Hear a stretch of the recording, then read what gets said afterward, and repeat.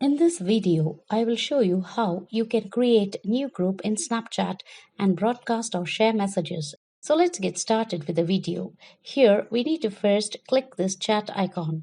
Next, we need to click this blue chat pencil icon on the bottom right of the screen.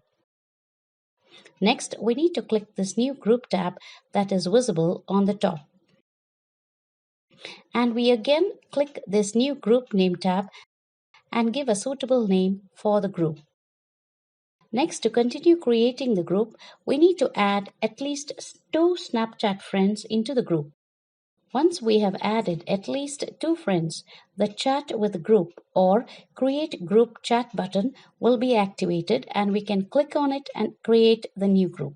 And done, we can type in the message and share it with the group. To add more members into the group, we need to click on the name of the group.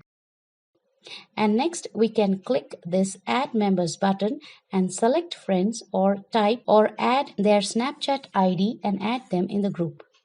We can send invite to friends to join a group with invite via links button. We can share the link to friends on any of the apps here. And we are done with this process. If the video was helpful, please like, share and comment on the video. And do not forget to subscribe to my channel to get updates. Thank you.